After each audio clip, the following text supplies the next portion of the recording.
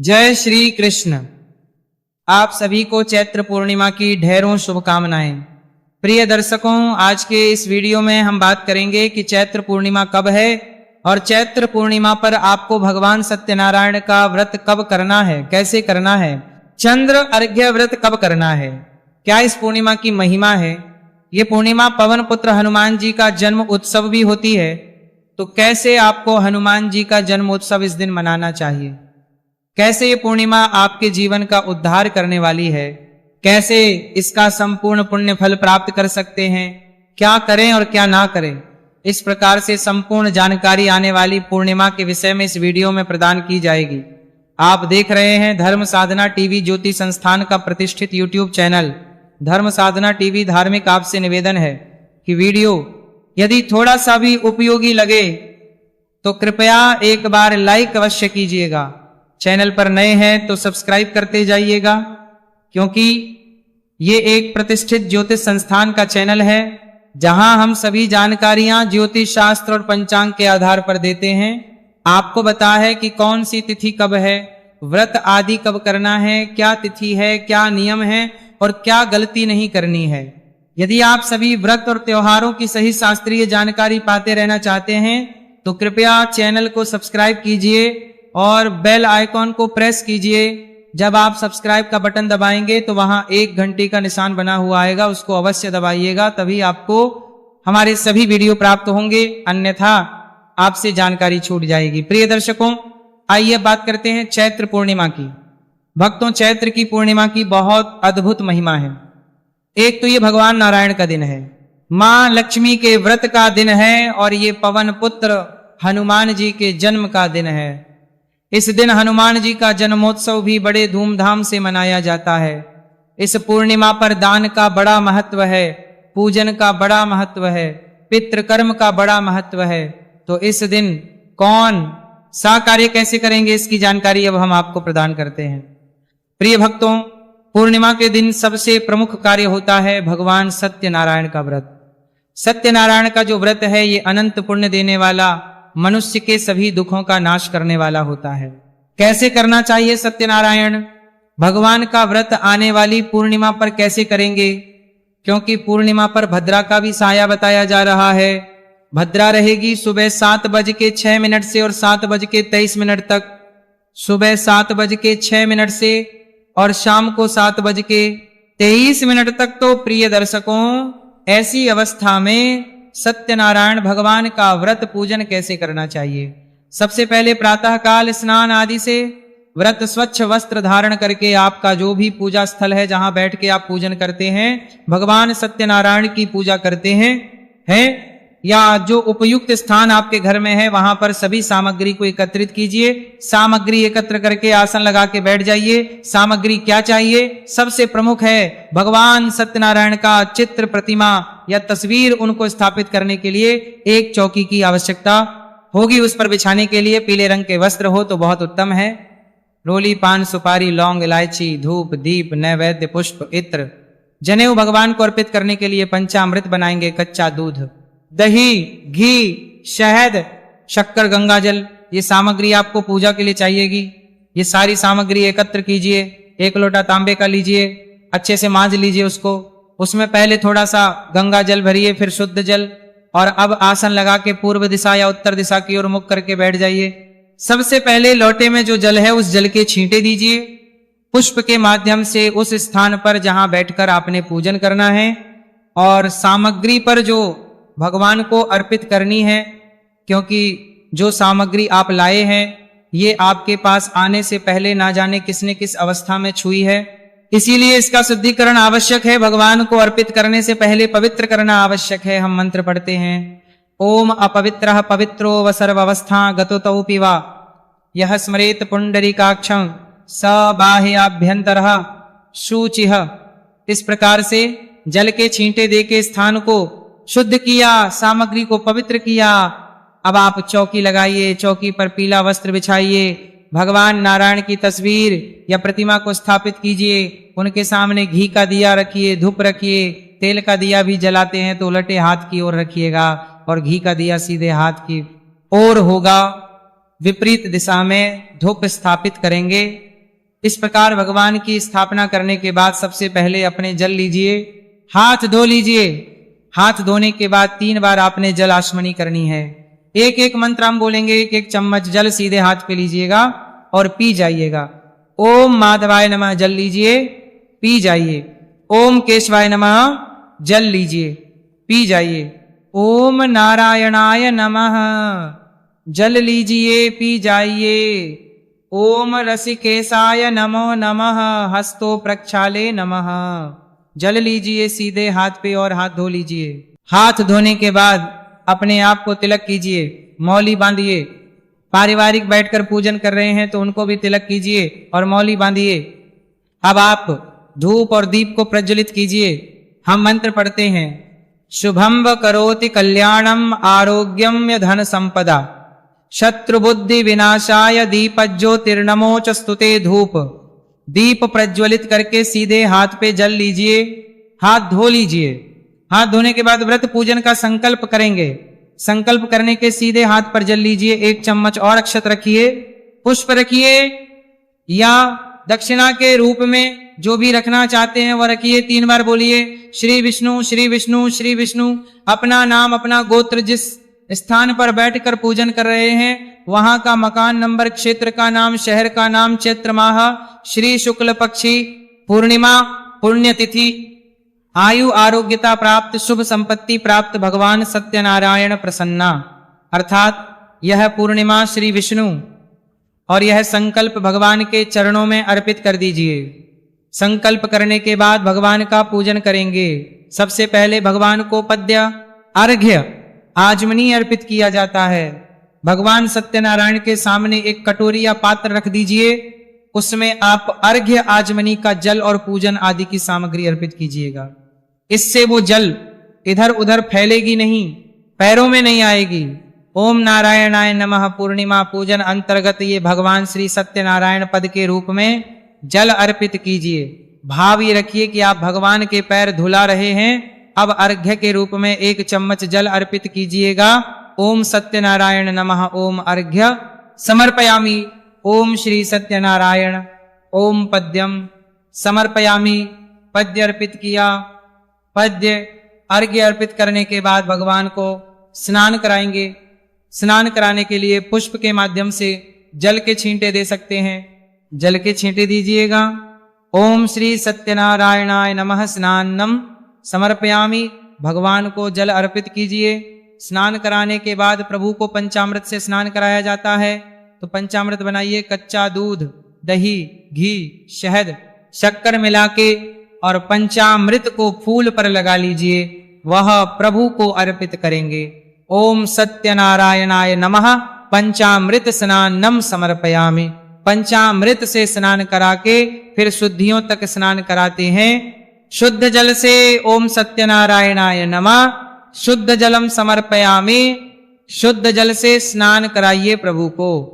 स्नान कराने के बाद भगवान को वस्त्र के रूप में मौली का एक टुकड़ा तोड़ के अर्पित कीजिए। ओम सत्यनारायण नमः। जनेऊ लीजिए, जनेऊ को रोली, कुमकुम आदि से तिलक कर लीजिए। उसके बाद वह अर्पित कीजिएगा। ओम श्री सत्यनारायणाय ओम भूर्भुवः स्वः श्री सत्यनारायणाय नमः यज्ञोपवीतम समर्पयामि। कभी भी प्लेन जो जनेऊ आती है उसको ऐसे अर्पित नहीं करना, उसको या तो तिलक करना रौली कुमकुम आदि से या हल्दी लगा लीजिएगा फिर अर्पित कीजिएगा। यज्ञो पवित्र अर्पित करने के बाद भगवान को तिलक कीजिए। ओम श्री सत्यनारायणाय तिलकम समर्पयामि। ओम श्री सत्यनारायणाय अक्षतम समर्पयामि। अक्षत लगाइए भगवान को। भगवान को पुष्प अर्पित करेंगे। फूलों की माला हो आपके पास तो माला पहनाइएगा। ओम श्री सत्यनारायणाय नमः पुष्प समर्पित कीजिए भगवान को, माला अर्पित कीजिए। माला अर्पित करने के बाद पुष्प समर्पित करने के बाद भगवान को धूप दिखाइएगा और दीप दिखाइएगा। ओम सत्यनारायणाय नमः धूपम दर्शयामि। ओम सत्यनारायणाय नमः दीपम दर्शयामि। धूप दीप दिखाइए और नैवेद्य अर्पित कीजिए। नैवेद्य क्या है? जो भी फल मिठाई आपके पास है वह मिश्री है, तो मिश्री अगर बतासा है तो बतासा नैवेद्य के रूप में आप भगवान को अर्पित कीजिएगा। ओम सत्यनारायणायण महानैवेद्यम समर्पयामि कुरु जलाचमनी।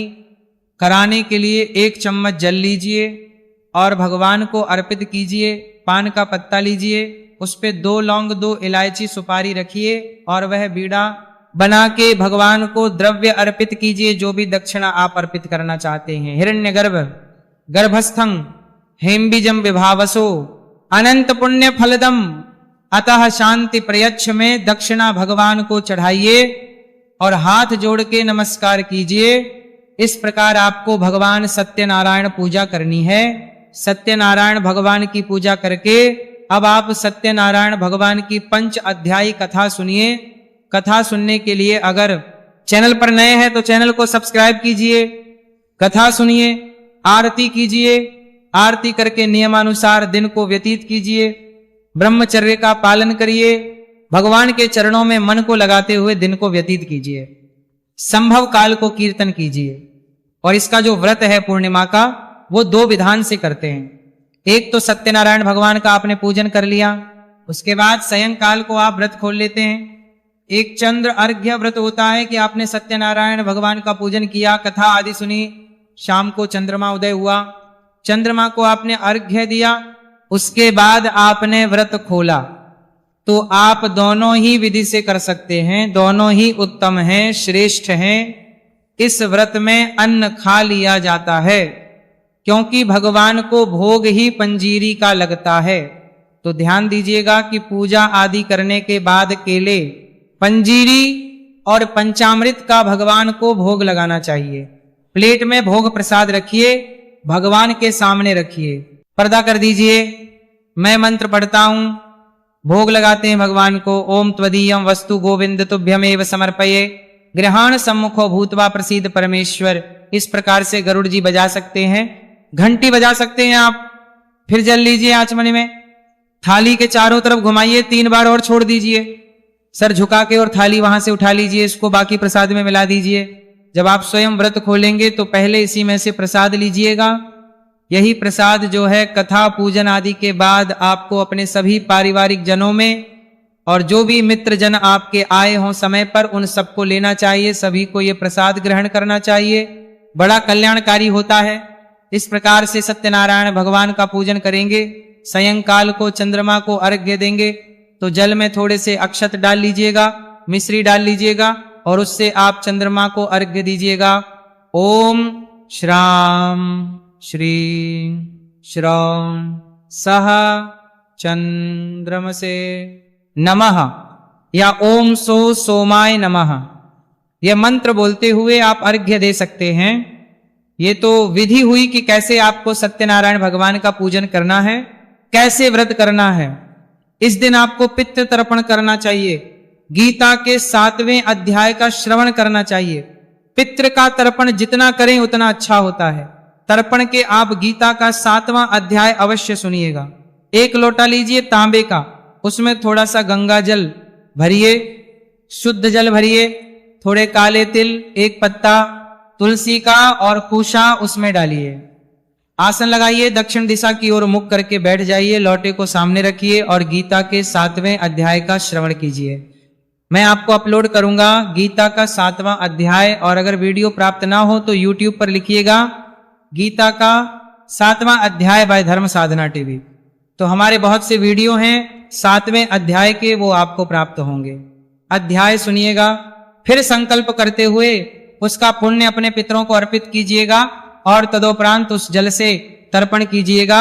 ये कार्य अपने पितरों को तृप्त करता है। आपके पितृ जब तृप्त होते हैं तो आपके जीवन में खुशियां ही खुशियां होती है।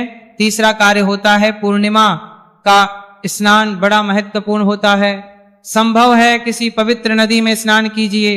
आप घर पर स्नान कर रहे हैं तो गंगा जल युक्त जल से स्नान कीजिए। नहाने का जो जल है उसमें पहले थोड़ा सा गंगा जल डाल लीजिए, फिर आप स्नान कीजिए।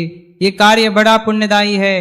चौथा कार्य होता है, पर जितना दान दिया जाए उतना कल्याणकारी है। जितना दान देंगे उतना बढ़ेगा धन। तो खूब दान दीजिए, ब्राह्मणों को दान दीजिए, ब्राह्मण को भोजन कराइए, भंडारे करा सकते हैं भंडारे कराइए, गरीबों की सहायता कीजिए। ये कर्म है जो पूर्णिमा के दिन बने हैं। अब प्रश्न उठता है कौन सा कार्य नहीं करना है। एक बड़ा कार्य है कि पूर्णिमा के दिन किसी भी पेड़ पौधे आदि से हमें फूल पत्ती आदि नहीं तोड़ने हैं। फूल पत्ते नहीं तोड़ने हैं, तोड़ने किसी भी पेड़ पौधे से, इसका ध्यान रखिएगा, ये बड़ा पाप उत्पन्न करता है।